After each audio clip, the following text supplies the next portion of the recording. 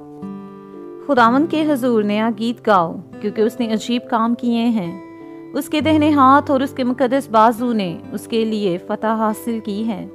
खुदावंद ने अपनी निजात जाहिर की है। उसने अपनी सदाकत कौमों के सामने नमाया की है। उसने इसराइल के घराने के हक में अपनी शफकत और वफादारी याद की है। इंतहाई ज़मीन के लोगों ने हमारे खुदा की निजात देखी है।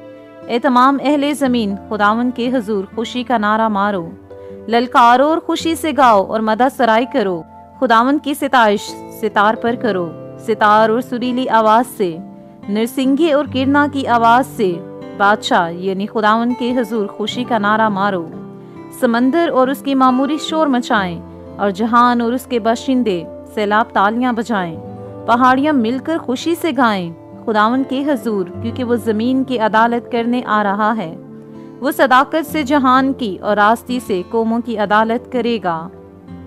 पाक कलाम पढ़े और सुने जाने के वसीला से हम सबको बरकत मिले। आमीन।